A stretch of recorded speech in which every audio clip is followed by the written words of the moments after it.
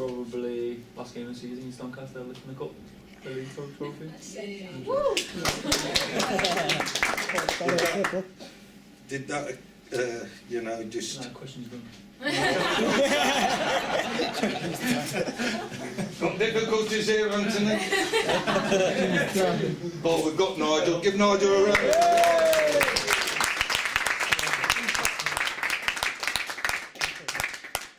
You've been boring you. No, you're right. Right, Nugent's answered the first question there. Oh, off you go then. Off you go. Your turn then. So Nuge, the Donny game was your in the Leicester City In your own shirt. time. Yeah. Or the hat trick against Hull. There you go. Go on. What's that? Hat trick. Oh, Against Hull. Another one of them on Saturday. Yeah. Right, this one for Nigel. Thank you, Nuge. From Mary. Yes, put your hand up so Nigel knows. So Nigel's looking at you, Mary. Is this the toughest spell as a manager you've experienced? One of them, yes. Right, we move on then. See, man of few words. It's not easy. I don't like seeing my lads going out each week and not being able to win, but I know that we're playing very well, so I'm not. I know things will change for us. So, yeah, it's not easy to manage through. I don't like losing games. And, but we try and keep ourselves going, and we do keep ourselves going. Brilliant. Okay, right, Nuge, back to Even though you. we work with him. Back to you. What did you think when the dubious goals panel looked at the goal you scored against Everton? Yeah, I thought it was pretty disappointing, to be honest with you. Why? Why did they do that? Yeah, I went to the GB Source now as an own goal. Yeah, you put it forward. Yeah. See, Nigel doesn't watch the TV, so he won't know that. Well, talking about goals, which wasn't dubious, News, what is your favourite or best goal you've scored for the City? My best? Probably Liverpool this year, or Forest at home. Got to love a goal against Forest. Yeah. No. 3-0 again? Yeah, start the season, man. No, I came off England, it was 2-2. Oh, They scored a pen. okay. Right. Nigel and Nuge, if you'd like to answer this one, it's a dual one. What have been your highs and lows in football, Nigel? Highs and lows in football? As a manager or a player? Both, really. I'll give you a Bit of thought about that. Go on. Nuge, can you do that? Highs and lows, mate? Highs, England debut, FA Cup, and getting promoted for Leicester. Not bad, eh? Yeah. All right. Let your lows. My lows, oh yeah. You forgot about them. You forget about your lows. Getting relegated with Portsmouth and Burnley in the same year. Oh dear. Same year. You're a bit of a, might be a bit of a hubris, you, Nuge. That's probably been the low, really. One of your lows. You don't get low, do you? Nah, I'm always Don't get lows. He doesn't get low. Right, Nigel. What stops you from saying what you really think when asked about officials' performances? Good question. Because I don't use the media like other managers do to have a moan. I can't see the point. I don't see what all that's about, to be honest with you. No, but I saw you and... I think my wallet's a bit light this year anyway. We're fine. I mean, how do you keep In what control way? with the Man City game, where obviously 3 but definite 2, where we saw everybody, City fans saw the interview after, and we're all thinking, you know, you would explode, or I would have exploded, because it's important. We'd come away there with a win or at least a draw, and there's nothing to show. So what are you trying to say? What are you trying to Well, ask, about really? how do you keep a lid on them emotions? Very hard. Very hard. I don't say that I do keep a lid on them, but the media is not the place to get it off your own chest. That doesn't solve anything. Bottom line is that the officials have to be accountable for their actions. I can't do that. I'd like to see somebody from the Premier League or the assessor from the referee be available like managers are actually shoved out there in front of the media after games. Let them explain it, not to me to explain it. Okay, thank you. This is from Amy. How do you keep the players focused and energised after... Shouting. Right, we move on then. Right. No, basically that's a question No, around... I think you it's know. important to look. We all get disappointed when things don't go our way, but one of the other things is you've got to, I know what we're capable of, and I think you've got to reflect on games based on the performance and what we're capable of. And even when we've had a bit of a tough ride from time to time with results, I don't get any satisfaction from ranting and raving when it's not the right thing to do. These lads need added support and they need the confidence building up. And I actually think this year we have done a lot better than, performance-wise, have been a lot better than the points that we got on the table. And if we keep that going towards now in the end, we'll be okay. So it's not about being negative about it, it's about being as positive as we can. Because that's what they need, don't you, lads? Well, following on from that... Apart from when you don't run around like you should do. But Following on from that, Nugent, the player down at the training ground, with Nigel being like the leader and that, what the atmosphere, I say on a regular basis, sitting back from it, I don't see a marked difference from when we were flying last year to the problems we've got this year in the sort of atmosphere around the training ground. Would you agree with that? Yeah, no, the team spirit's always been there. The performance has always been there as well. It's just the result that we've been going for us. So. and your eyesight and hearing's crap. We'll end this interview now. He started again. I know this. Always blooming happens. Always happens. Right. Is he showing his hole in his head? It's great. Oh, let me just tell you then. Right. You know what a miserable bugger he is? Right? I'll tell you.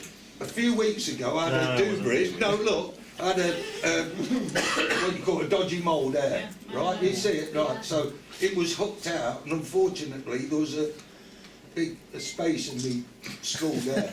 I'm walking down the passage, I've left the air, I'm not passed it up, walking down, there's this, he stops me. You need that like an hole in the head. Serious, I mean, you don't need it. It wasn't funny then either. You don't need it, do you, when you're trying to, Right, John, no, it's right, isn't it?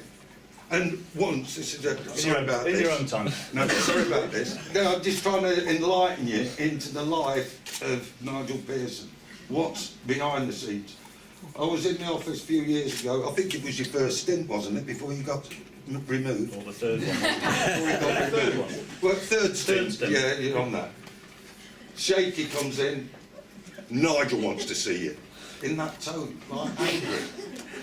What's up with it? Nigel wants to see you now. Oh, for Christ's sake. So I'm going in, just about to step into his office, and there he is, feet up on the desk with a bloody crossbow, you know them rubber things. Straight on. That's why I've got that bloody hole in here. It's thought, isn't it? That's how it goes. So, the old Sheffield lad's got a sense of humour. Right. If we stay up, this is from... is it Carl Harris? If we stay up, will you have some money to spend in the summer to get some players in? He doesn't need any. Hope so. Listen, Bert, there's always a lot of misinformation flying around about how much money there is or isn't to spend. And the bottom line is that we will try and develop the club at the rate that we can do to keep it sustainable. So we're not in the same league as a Man City or a Liverpool or Man United. We can't spend that sort of money. And we'll always try and build a squad. And that's how it is. And whoever's in charge, it doesn't really matter. The club should have that sort of philosophy moving forward. It's not about throwing ridiculous money at big name players who might come in and do absolutely bugger all for you. So they've got to be better than what you've got to start with, considerably better. Otherwise, you just buy in players to collect players and to appease a proportion of the the supporters who think you should always be spending a lot of money. It's not always about spending a lot of money on players. It's whether we can do it, whether we can afford to do it long term. So the wages are, you know, we can't break a structure massively just for one player. And there might be a time to do that, but this year is not the year to do that. But there'll always be funds available with these owners because they're committed to the club. Okay, just the last couple then, and Nuge, a double whammy here. When Paul, this is from Paul Rudkin, when he played a few years ago, you all tried to ride tackles and stay on your feet. Is this the case now, or are too many players trying to fall over? Yeah, too many players trying to fall over, I reckon. You know, you seen it yesterday in the Chelsea game. A lot of players going down and holding their legs for no reason really. Never sending off. It's the part of the game now, people going down winning free kicks for the team. There's a time to do it, but it's happening too many times, I think. And another one here from Steve, just try and get it in. Over your career, who's been, you know, been the ideal strike partner that you've been paired with? You know, a certain type of player or a person? Starting my career, it was usually someone big and tall who I used to run off, kind of thing. Like a Danny Dichio, when I was at Preston. One of them kind of players, but now probably need someone to do that running for me. So. I'm glad you said that in front of the manager. I'll go down well when he's No, I can still do teams, it. But when you got players around you, like for instance forwards, who just run right, you can run around all 90 minutes and not get tired. You know, he's ideal to play with, really. Okay. Nigel, just one. Is it when you pull players together like this and you need a squad when you're in difficult times like this, is it just nearly as important for the character of the players that you've got in your squad? Because, you know, there's a good tight bunch down there. I think Nugent's been around a bit. You've seen in the last few... I don't mean that, you know what I mean? Well, at clubs, what I'm trying to say is that it's quite a tough, you know, tight unit. Is that just as important when you sign players, or would you just go on their ability alone and nothing about the character? You have to take what you get, sort of thing. It depends. It's a long-winded answer because you try and do your homework on players. You'll never get success with just character, and you won't get success with just ability. You know, you've got to have a blend of both. So the dressing room has to manage itself. You can't have splits in the dressing room, and I think that's where your homework in terms of getting enough strong characters who will manage the dressing room is important. But I think these lot are very, very tight as a group, but there's also an understanding that, you know, I mean, it's hard for players who aren't in the 11 or even on the bench as well, but quite frankly they've got to get on with it because it is a case of the collective goal is a lot more important than individuals, and that is always going to be the case.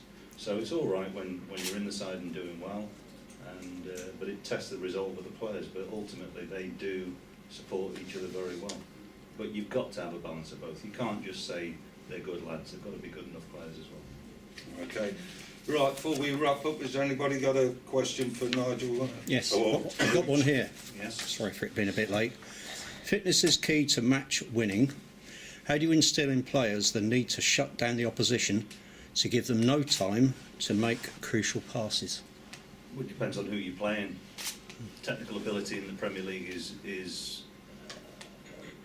substantially greater than it is in the Championship. I think unfortunately everybody's conditioned now to watching the likes of Barcelona, Real Madrid play, and they think, you know, that it's going to be always easy to do that. Yeah, our players are capable of being a good pressing side, but sometimes when you play against some of the technical sides in the Premier League, you do that, you'll get ripped to shreds. And I think it's important that, I mean, you speak to Nuge is you're happiest when I'm saying go and press, aren't you? But it can be frustrating at times when the forwards go and the midfield aren't in a position to press as well.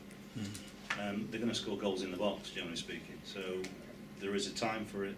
We are at our best when we play at a high tempo. But some of the sides you play against, you do that, you'll get crucified. And some of our best performances this year actually have been, especially away from home, have been against the likes of Arsenal. The difference in that game was we actually passed the ball very well. So we didn't press high up the field because we couldn't.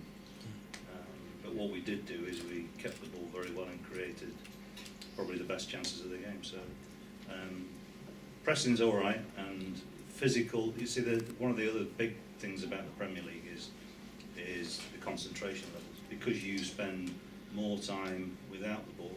Like last year, the best side in the division, so you tend to have a lot more of the ball, more possession. You're doing to them what sides potentially can do to you this year, and concentration levels are. Fitness comes into it in that sense, and the better or more physical, better you are physically, better condition you're in, the better chance you've got of keeping your concentration.